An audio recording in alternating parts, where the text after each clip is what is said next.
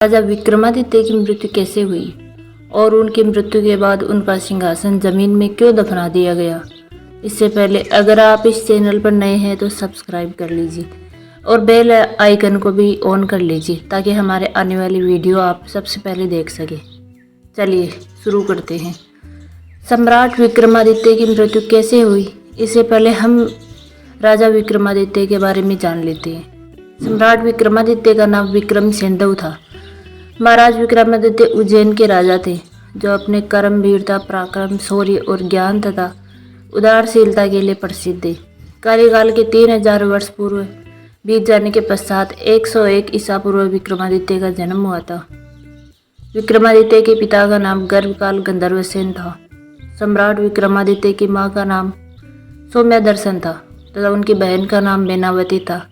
उनके भाई का नाम भृतृहरि महाराज था। महाराज विक्रमादित्य की 5 पत्नियां भी थीं। उनके 2 पुत्र विक्रम चरित्र और विनयपाल थे। उनकी 2 पुत्रियां प्रिय मंजरी तथा वसुंधरा थे। महाराज विक्रमादित्य ने शकों को परास्त किया। उन्होंने अपनी जीत के साथ ही हिंदू विक्रम संवत की शुरुआत भी की थी, नवरत्न की शुरुआत भी की। महाराज विक्रमादित्य द्वारा ही जिसको तोड़कर अकबर ने इसे भी अपनाया था। सम्राट विक्रमादित्य अत्यंत पराक्रमी सम्राट थे। उनके सामने खड़े होने का साहस किसी में भी नहीं था। तो आइए जानते हैं कि सम्राट विक्रमादित्य की मृत्यु कैसे हुई थी। सम्राट विक्रमादित्य की मृत्यु के बारे में 21वीं शैलपुत्री कौशल्या ने बताया कि जब सम्राट विक्रमादित्य वृद्ध अवस्था में आ गए थे तब उन्होंने अपने योग बल से ये जान लिया था कि उनका अंतिम समय अब निकट है। महाराजा विक्रमादित्य राज्यकारी तथा धर्म में स्वयं को लगाए रखते थे और उन्हें वन में साधना के लिए कुटिया बनाई थी। एक दिन उन्होंने देखा कि कुटिया के सामने वाले पहाड़ से प्रकाश आ रहा है। इस प्रकाश के वजह से उनको एक सुंदर महल दिखाई दिया। महाराज को भवन देखने की जिज्ञासा हुई और उन्होंने माँ काली द्वारा प्रदत्त दोनों बेतालों का स्मरण किया। उनके आदेश पर दोनों बेताल उनको पहाड़ी पर ले गए और उन्होंने कहा कि हम इससे आगे नहीं जा सकते। कारण पूछने पर उन्हें बताया कि यह योगी महात्मा ने इस महल के चारों ओर तंत्र शक्ति का घेरा बनाया हुआ है और इस भवन में उनका निवास है तथा इस भवन में ही वही प्रवेश करता है जिनका पुण्य उन योगी से अधिक हो। वास्तविकता जानने के पश्चात महासम्राट विक्रमादित्य ने महल की तरफ अपने कदम बढ़ा दिए। जानना चाहते थे कि उनका पुण्य कुन्नू योगी से अधिक है या नहीं।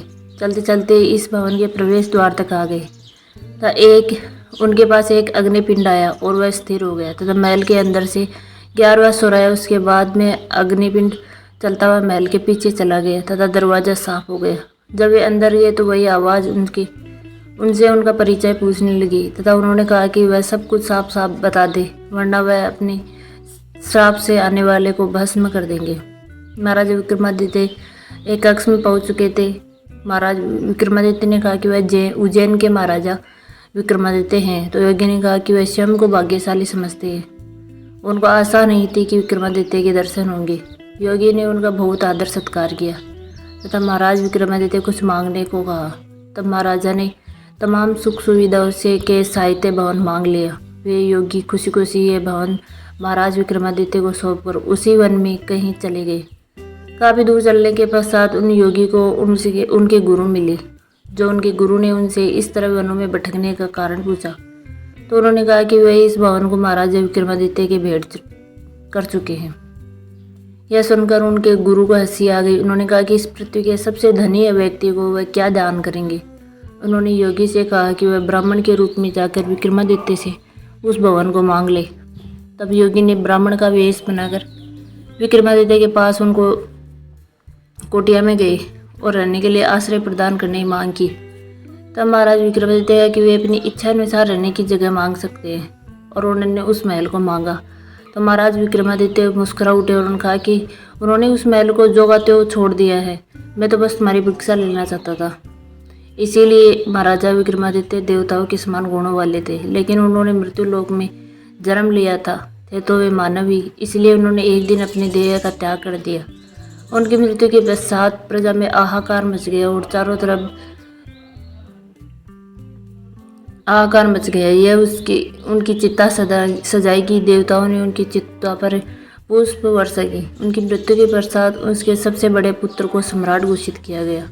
उसको धूमधाम से राज तिलक हुआ, मगर आश्चर्यजनक रूप से वह उनके सिंहासन पर नहीं बैठ सकता था।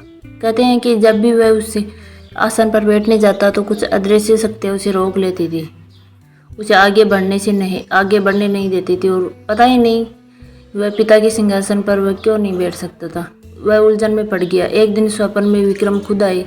उन्होंने अपने पुत्र को सिंहासन बैठने के लिए पहले देवत्व प्राप्त करने को कहा। उन्होंने उसे कहा कि जिस दिन वह अपने पुण्य प्रताप और पुरुषार्थ से उच्च सिंहासन पर बैठने के योग्य हो जाएगा, वे खुद उसे स्वप्न में आकर बता देंगे। किंतु विक्रमादित्य उसके स्वप्न में नहीं आए, तो उसे नहीं सूझा कि सिंहासन का अब क्या किया जाए। उसने अपने राज्य के विद्वानों से परामर्श किया। पंडितों और विद्वानों के परामर्श से वह एक दिन पिता का स्मरण करके सोया तो विक्रम उसके सपने में आए। उन्होंने उस सिंहासन को जमीन में गहरे गड़वा देने के लिए कहा, तो उसे उज्जैन छोड़कर अम्बावती में अपनी नई राजधानी बनाने की सलाह दी।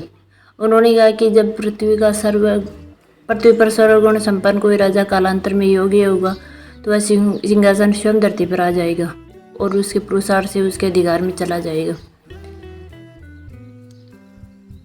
उस पिता के उस आदेश को मानकर उसने सुबह ही श्रमिकों को बुलाकर एक खूब गहरा खड्डा खुदवाया और सिंहासन को उसमें समाहित करवा दिया।